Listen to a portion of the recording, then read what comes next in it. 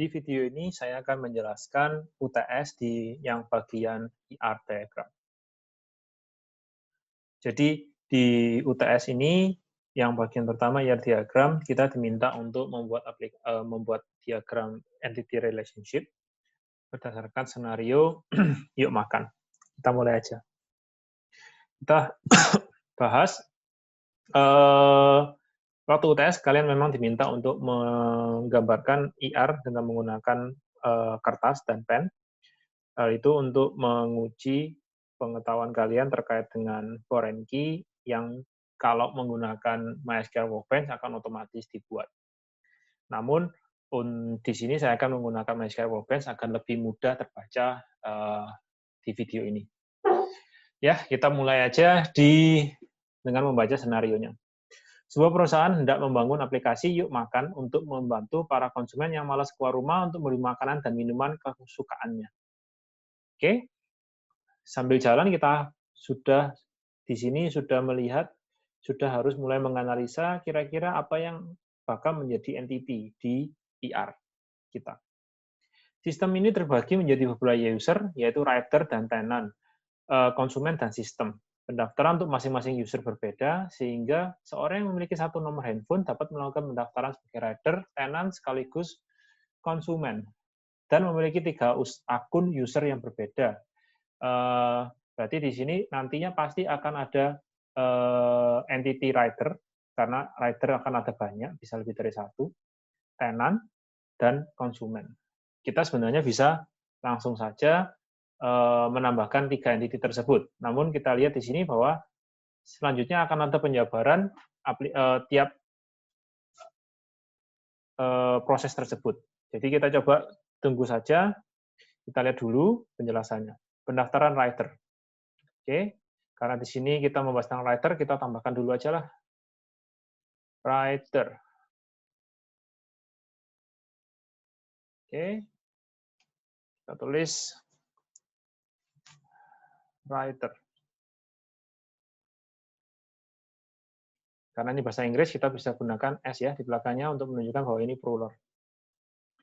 User yang ingin menjadi writer wajib melakukan pendaftaran sebagai writer, memiliki nomor motor yang aktif, baik nomor polisi maupun pajak kendaraan motor terbaru, rekening di bank, serta memiliki nomor handphone aktif berbasis Android. Writer akan mendapatkan fasilitas Yuk Tarik untuk menyimpan dana yang dibayarkan konsumen melalui fasilitas Yuk Bayar. Lihat nomor 3. Desain form pendaftaran dapat dilihat pada gambar berikut. Nah, kalau ada form pendaftarannya, kita lihat aja di form pendaftarannya, itu akan menunjukkan data-data apa yang harus disimpan untuk tiap writer. Oke, di sini kita lihat, oh di sini ada nomor KTP. Kita coba tambahkan aja. Kolom pertama, nomor KTP. Nah, pertanyaan pertama adalah di sini. Apakah kita perlu membuat primary key sendiri, atau kita bisa menggunakan salah satu atribut di sini sebagai primary key? Oke, sebenarnya kita bisa gunakan nomor KTP sebagai primary key. Namun karena primary key, karena KTP itu cukup panjang, maka saya di sini memutuskan untuk menggunakan ID. Ya, sekali lagi, boleh saja kalau kalian memutuskan untuk menggunakan KTP sebagai primary key. Di sini saya memutuskan bahwa KTP itu sebagai atribut. Oke. Kemudian nama, saya akan ikuti langsung aja ya, karena ini bahkan cepat. Tanggal lahir, tipenya date.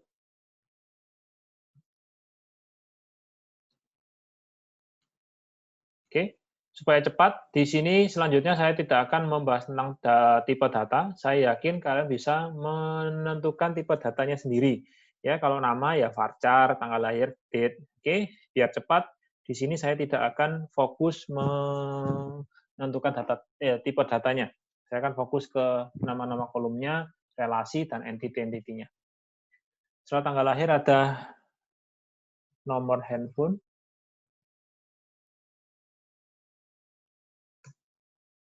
Oke. Setelah nomor handphone, ada jenis handphone.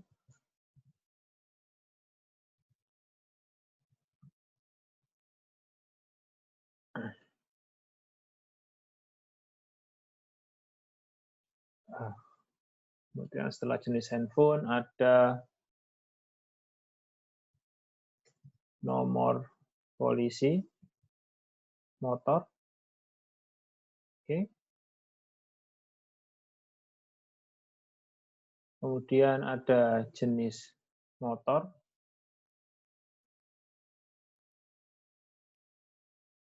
Oke. Jadi untuk jenis motor misalnya harusnya di sini kalian tuliskan Enum, ya, bisa gunakan Enum, Honda,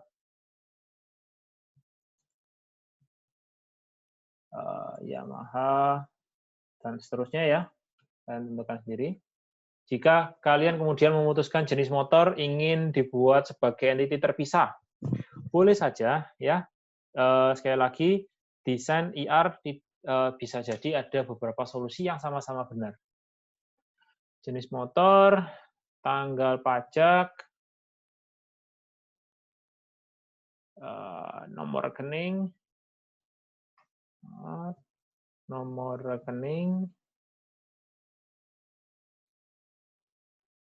dan bank. Oke, sudah. Ini kita jadi entity rider. Oh, maaf, ada satu lagi yang terlupa, yaitu foto. Foto, kita bisa simpan tipenya blob atau tipenya teks jika kita ingin menyimpan foto tersebut sebagai alamatnya saja, alamat ke dalam alamat ke file foto tersebut. Oke. Tapi kita harus sediakan kolomnya, foto. Pasti kita harus sediakan atributnya, foto. Oke, kita lihat Riders memiliki atribut ini sesuai dengan formnya. Beres, gampang ya.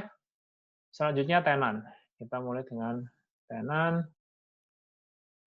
Ya, kita lakukan hal yang sama. Kita tulis tenan. Kita gunakan ID. Sekali lagi, karena tapi kalau untuk tenan ini tidak ada pilihan ya. Kita tidak bisa menggunakan nama sebagai primary key karena nama itu terlalu panjang dan bisa jadi berubah. Maka untuk tenan di sini tidak ada pilihan, kita harus gunakan ID. Nama, ada nama pemilik, kemudian ada alamat, kemudian posisi peta, ya di sini ada konfigurasi peta, maka di situ kita harus menyimpan posisi petanya, kemudian nomor handphone,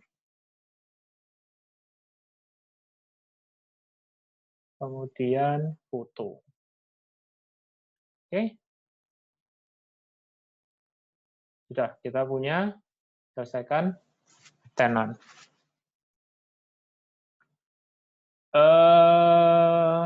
Lanjut. Setelah tenan diinputkan, tenan dapat menginputkan menu yang dijual melalui form di bawah ini. Kita lihat, untuk menambahkan menu, kita harus menambahkan nama menu, jenis menu, harga menu, dan foto. Itu akan, karena menunya akan banyak, berarti jelas bahwa ini akan menjadi entity baru. Entity menu. Menu. Ya. Menu jelas harus menggunakan ID karena kita tidak bisa menggunakan nama menu. Sekali lagi, karena nama menu bisa berubah-ubah, sehingga tidak cocok jika kita gunakan sebagai primary key. Gunakan nama, kemudian jenis, apakah itu makanan, minuman, atau snack, harga, dan foto. Oke. Nah, kemudian kita lihat di sini. Di sini kalau kita perhatikan dengan baik, Di sini ketika kita menambahkan menu, itu untuk suatu tenan. Jadi ini adalah menu untuk tenan McGoreng. Nah, McGoreng tahu dari mana? Itu adalah nama tenan. Jadi, nama tenan kan sudah ada di entity tenan nih. Bagaimana kita tahu bahwa menu ini adalah milik tenan? Maka kita harus membuat relasi atau menghubungkan entity tenan dengan entity menu. Kita tanyakan ini. Ketika kita membuat relasi, kita harus mengetahui dulu jenis relasinya. Kita tanyakan pertanyaan sederhana ini. Apakah satu tenan boleh memiliki banyak menu? Ya, satu tenan bisa punya banyak menu. Apakah satu menu dimiliki oleh banyak tenan? Tidak. Satu menu hanya dimiliki oleh satu tenan. Maka itu adalah relasi 1N. Oke? Nah, kemudian kita tentukan. Di sini 1N ada dua. Identifying dan non-identifying. Mana yang harus kita gunakan? Kita tanyakan hal sederhana ini. Apakah untuk mengetahui suatu menu, kita perlu mengetahui tenannya siapa? Oke, tenannya siapa? Kita lihat di sini ada natural key-nya, ID. Dan natural key ini bisa kita tergantung dari penggunaannya. Apakah natural key ini akan bisa sama jika tenannya berbeda. Di sini saya tentukan bahwa di sini natural key ID ini tidak bisa sama. Jadi ini sudah unik. Sehingga primary key ID menu ini cukup untuk mengetahui menu apa tanpa mengetahui tenannya siapa. Dengan kata lain, saya tidak perlu tambahan primary key. Oke, saya tidak perlu tambahan identifier. Sehingga saya cukup menggunakan weak relationship. Oke, one to many. Di sini kita lihat, ketika kita punya one to many, maka primary key dari sisi 1 akan ditambahkan ke sisi N. Di sini ada tenan ID. Ya, karena ini adalah weak, maka kita tidak perlu foreign key di tabel menu atau entity menu tidak menjadi primary key, melainkan hanya menjadi foreign key. Ya, di sini berarti kita tahu atau tabel menu memiliki informasi ini menu milik tenannya siapa. Oke, menu selesai. Lanjut ke konsumen. Untuk menjadi konsumen, user harus mengisi form konsumen. Oke, kita langsung fokus saja ke formnya, biar gampang ya. Berarti kita punya tabel konsumen.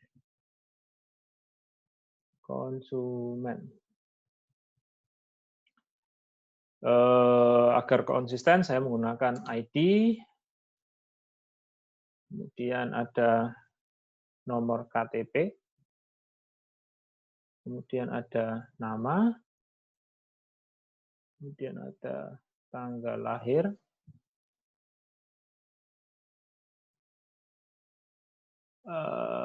Nomor handphone.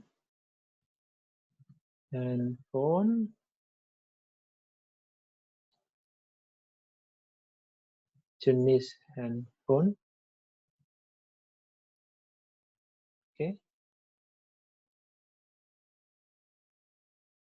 Sudah? Selesai untuk tabel konsumen. Kita coba cross-check dulu. Selain melihat formnya, kita harus cross-check juga deskripsinya, apakah ada sesuatu yang terlewat. User yang ingin menjadi konsumen wajib mengisi form pendaftaran konsumen dan memiliki handphone berbasis Android. Seorang konsumen wajib menggunakan fasilitas yuk bayar untuk menyimpan deposit, dan seterusnya. Sepertinya tidak ada data yang terlewat. Kita bisa lanjut ya. Refill deposit. Pada fasilitas yuk bayar, konsumen dapat melakukan refill deposit dengan mentransfer sejumlah uang ke virtual account perusahaan. Desain form refill deposit dapat dilihat di bawah ini. Nah, kita fokus ke sini aja lah. Refill atau refill deposit. Ini semacam saldo yang dimiliki oleh tiap konsumen. Karena proses refill ini bisa berulang kali, otomatis ini menjadi entity terpisah. Kita tambahkan entity refill.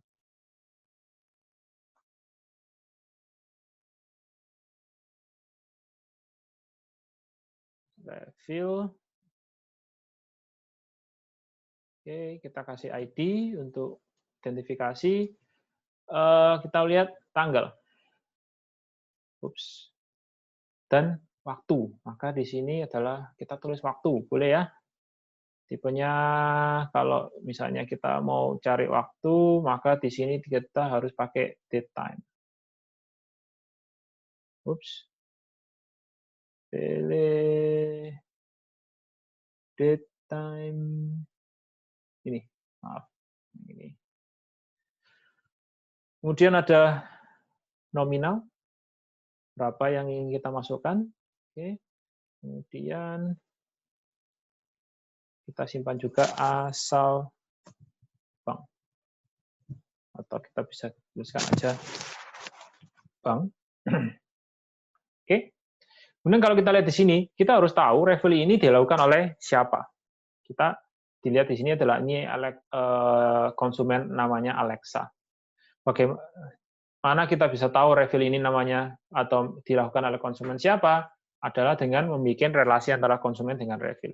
Sekali lagi kita tanyakan, apakah satu konsumen bisa punya banyak refill? Tentu iya.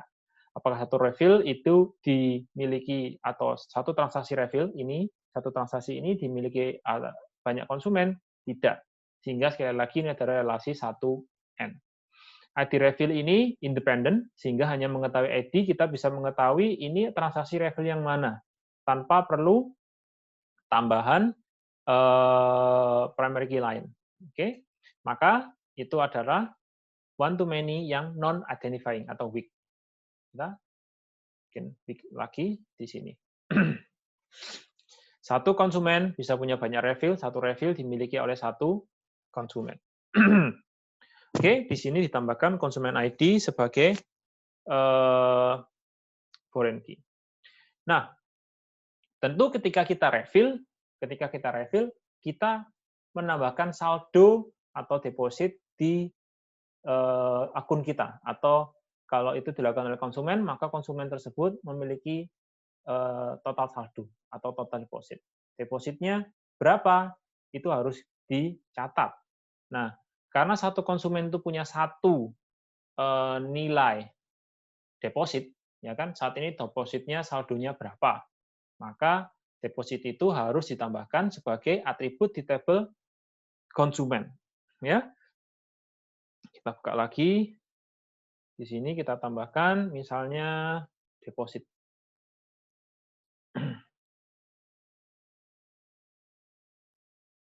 Oke.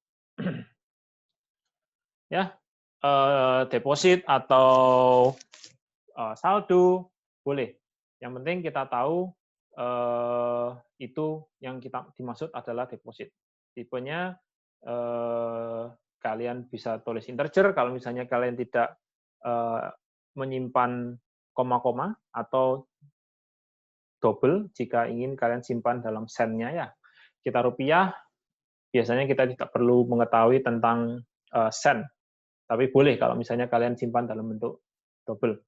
Yang penting numerik. Lanjut ke tarik deposit. Tadi itu adalah transaksi oleh konsumen. Ini sekarang adalah transaksi penarikan dana oleh rider. Jadi ketika rider itu bekerja, dia akan punya dana. Dana itu bisa ditarik kan?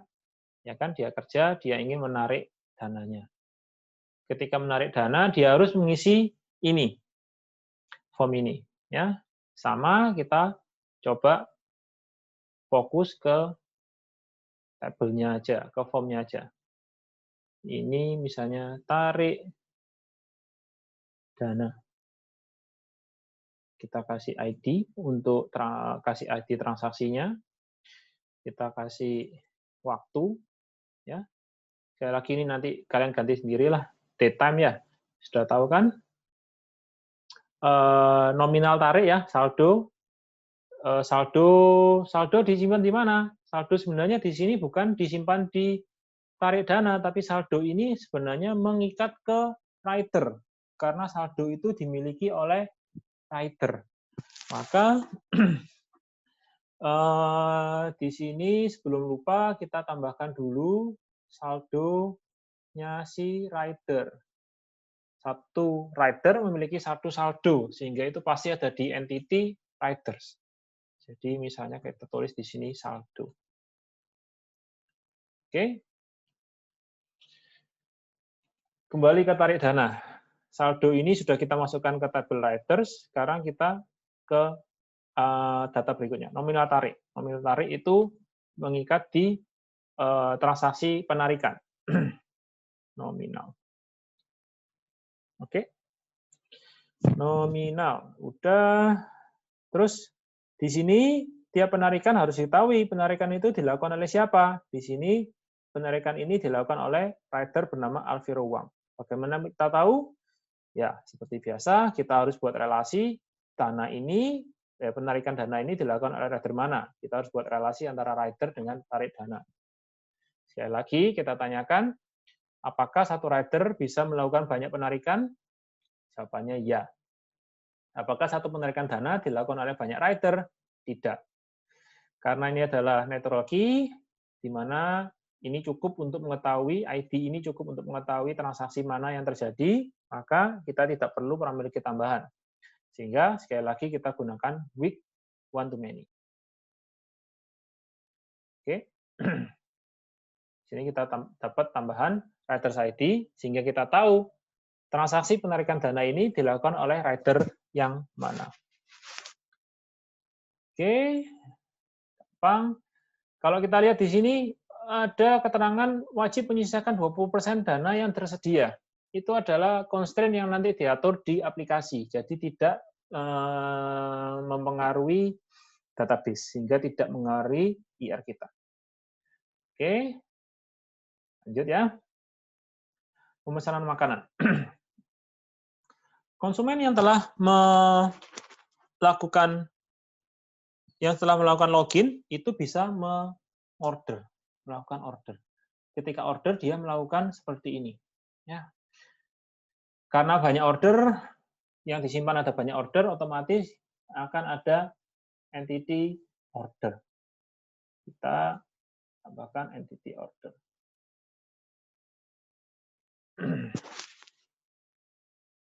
Order atau nota pesan, ya, karena ini bahasa Inggris kita bisa gunakan orders. Apa yang dicatat di orders? Seperti biasa saya ingin natural key untuk identifikasi nomor ordernya.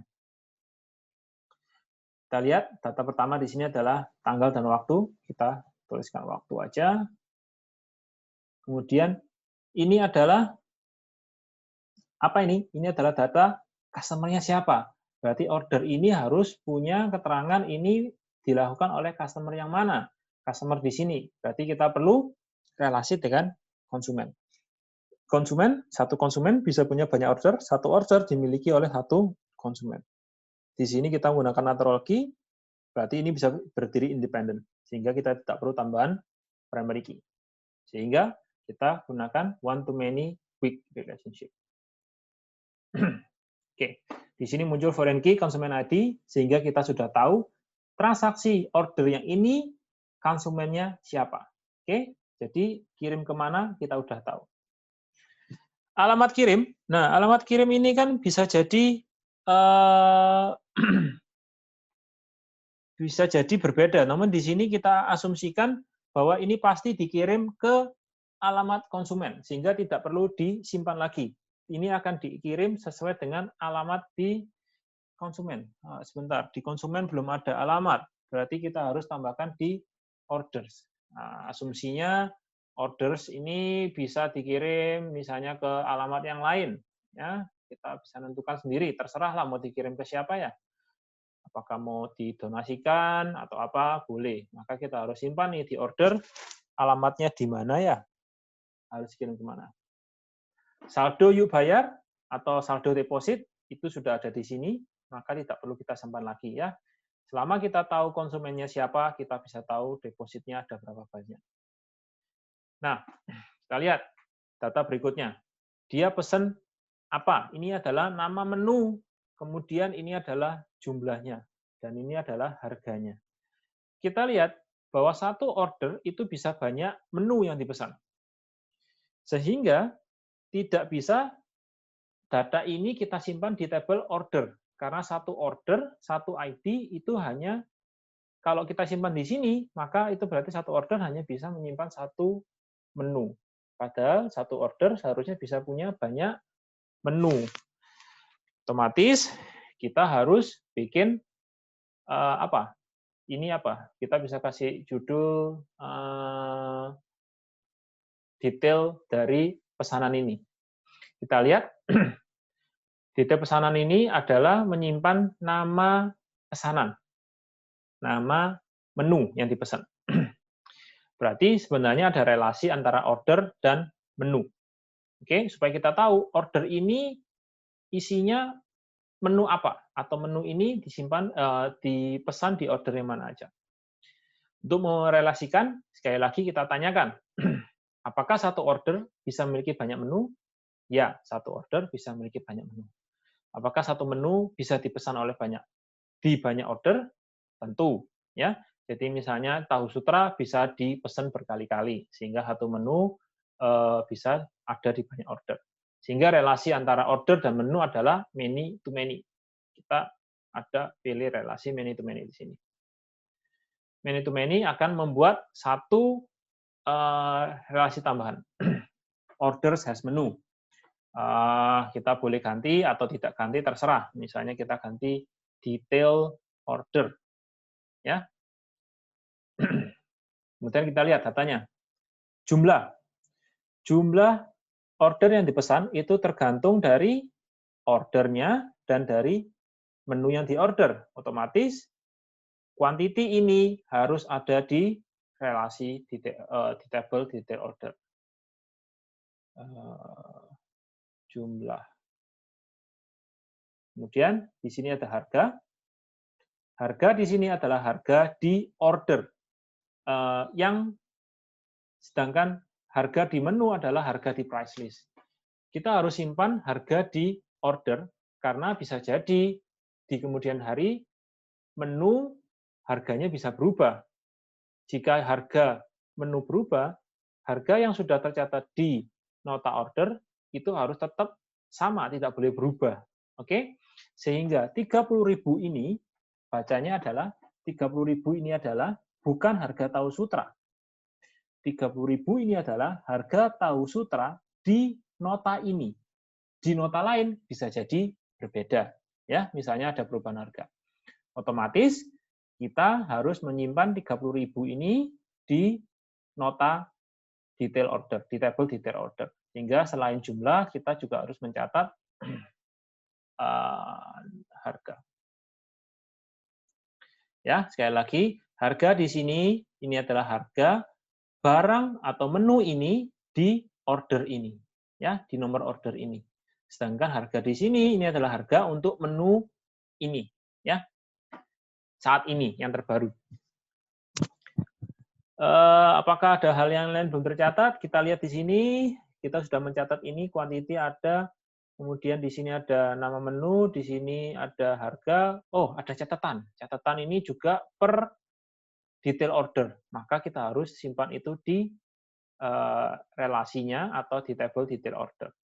Kita tambahkan di sini, ups, di sana, catatan. Oke. Oke, sudah. Total pesanan. Satu nota order itu hanya punya satu total pesanan, kan? Pasti ya, satu total. Nah, ini bisa kita simpan di table order, karena satu order hanya punya satu pesanan. Kita lihat, satu ID itu punya satu waktu pesan.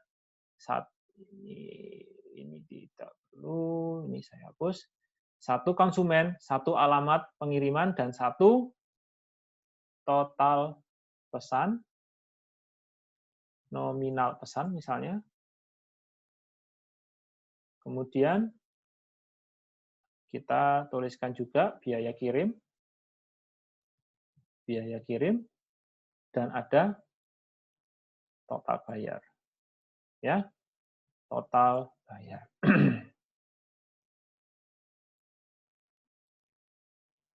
Oke, ya kita lihat ulang. Apakah semua sudah tercover di sini? Datanya, oh ada ini, ada jarak 3,09, maka itu harus kita tambahkan. Karena satu order hanya ada satu jarak, kita tambahkan di tabel order langsung. Apa itu istilahnya? Jarak. Oke. Selesai ya, semua data yang ada di nota ini sudah kita cover, antara di table order atau di detail order. Lanjut. Setelah konsumen mengkonfirmasi pesan yang diinginkan, sistem akan mencari rider aktif yang berada di lokasi tenant. Rider dapat mengkonfirmasi apakah dia bersedia memenuhi pesanan tersebut. Jika rider tidak bersedia, rider akan otomatis berkurang 1. Sistem akan mencari kemudian dan sistem akan mencari rider lain yang berada di lokasi tenant. Apa yang harus kita lakukan di sini? Berarti di sini dia ada hubungan antara rider dengan order. Ada hubungan antara rider dengan order. Di mana satu order itu ada hubungan antara rider dengan order. Kita tanyakan lagi pertanyaan itu. Apakah satu rider bisa menghandle atau ditawari banyak order? Ya, tentu bisa. Oke. Apakah satu order bisa ditawarkan ke banyak rider? Ya, bisa. Karena apa? Karena bisa jadi rider pertama itu menolak, ya kan? Rider kedua yang menerima. Maka sekali lagi itu ada relasi many to many. Ya, kita bikin relasi di sini dengan ini. Misalnya riders has order, kita ganti apa ya? Riders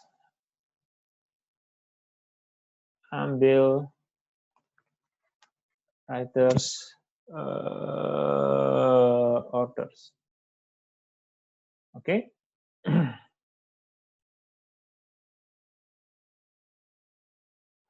Nah, kemudian di sini kita lihat pesanan mie goreng ini adalah di table orders, ya kan? Dari table orders kita tahu ini dari menunya apa? Dari menunya apa kita tahu itu tenannya siapa. Dari order kita tahu menunya apa, dari menunya apa kita tahu itu tenannya siapa. Oke. Berarti kita tidak perlu tambahkan itu. Jarak 0,4 km itu adalah jarak antara riders ini dengan tenan mie goreng. Ya.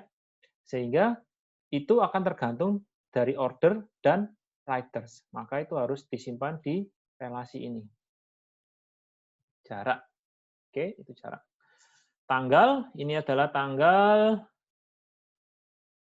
tanggalnya kita lihat, oh, sama dengan tanggal order ya. Berarti ini adalah tanggal order. Tanggal order sudah atau tanggal waktu order sudah tercatat di table order, maka kita tidak perlu tambahkan lagi. Kirim ke siapa? Ini adalah nama konsumen. Nama konsumen sudah tercatat di table order. Alamat kirim ada di table order. Total pesanan juga ada di table order. Nah, kemudian di sini ada dua pilihan, tolak atau ambil.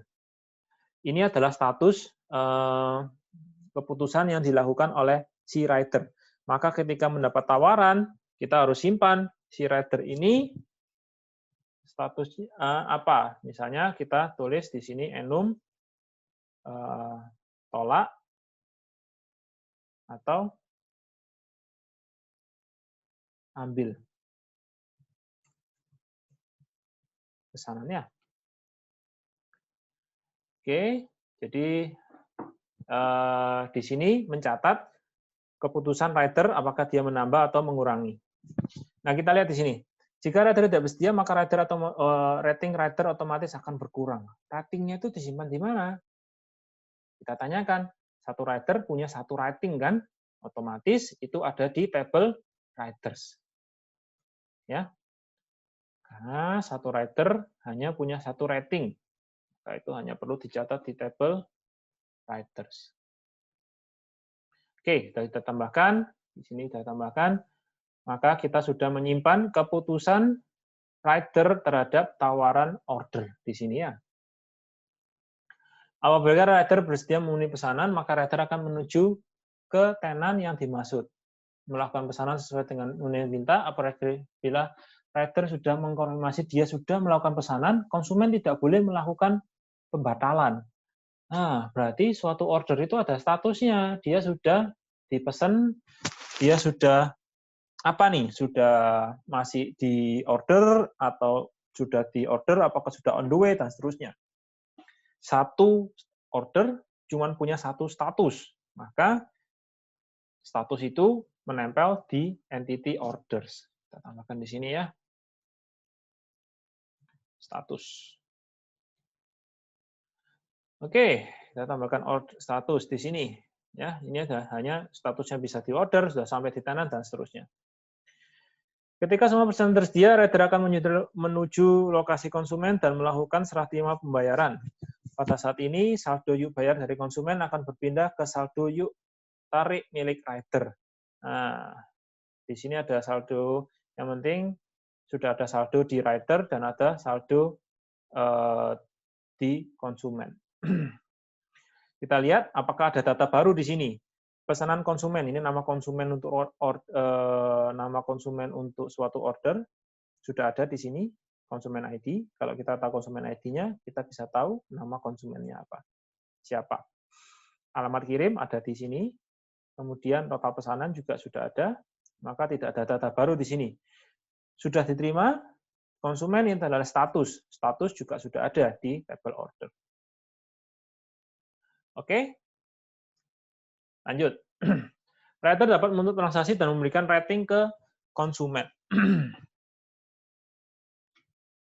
Apabila rating kurang dari 3 bintang, maka rider wajib menginputkan alasan mengapa rating jelek. Oke, kita lihat di sini setelah transaksi selesai, konsumen dapat memberikan rating ke rider dan tenan sesuai dengan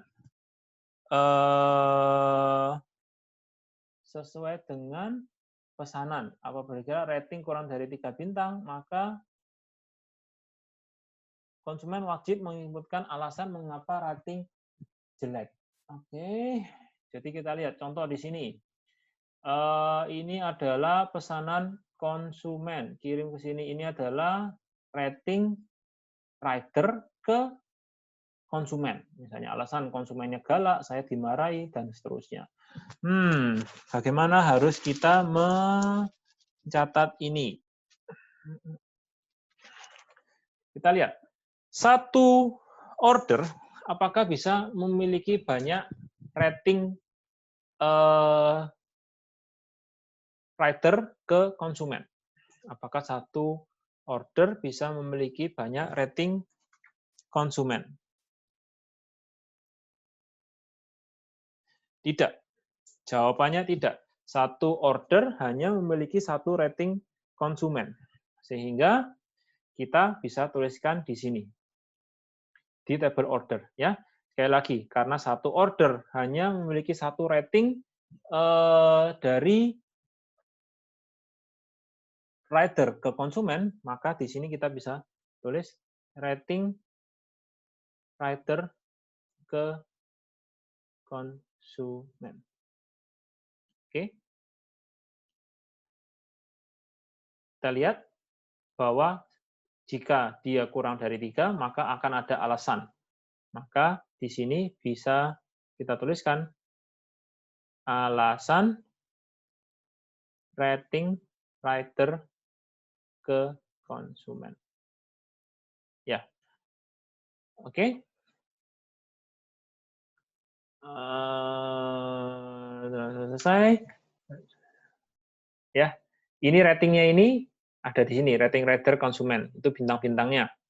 Alasannya disimpan di atribut alasan rating rider ke konsumen. Sedangkan nama konsumen itu sudah tercatat di sebelumnya konsumen ID, tanggalnya dan waktunya sudah, alamat kirimnya juga sudah, total pesanan juga udah. Oke, berarti ini udah beres. Oke, konsumen juga bisa memberikan rating ke rider dan ke tenan. Oke, berarti ada jenis rating lain. Oke, ini kita tambahkan rating, rating konsumen ke rider. Ya, sama seperti sebelumnya bahwa juga bisa ada alasan. Alasan rating konsumen ke rider. Kemudian bisa juga kita harus juga bisa mengcover rating dari konsumen ke tenan. Rating konsumen ke tenan. Kita tambahkan alasan rating konsumen ke tenan. Ya. Dah. Selesai. Sampai sini, ini adalah petunjuk pengerjaannya. Kita sudah menyelesaikan. Jadi coba saya besarkan di sini. IR-nya. Oke. Kita sudah menyelesaikan salah satu alternatif. Mengapa saya katakan salah satu alternatif? Karena memang bisa jadi jawaban kalian berbeda namun sama-sama benar. Ini hanya salah satu alternatif selama data yang diminta itu bisa di-cover oleh database kalian, maka itu tidak menjadi masalah. Sekali lagi, untuk alasan waktu, di sini saya tidak membahas tipe data. Ya, saya yakin kalian bisa menentukan tipe data yang sesuai untuk tiap atribut di tabel-tabel ini. Sekian, terima kasih.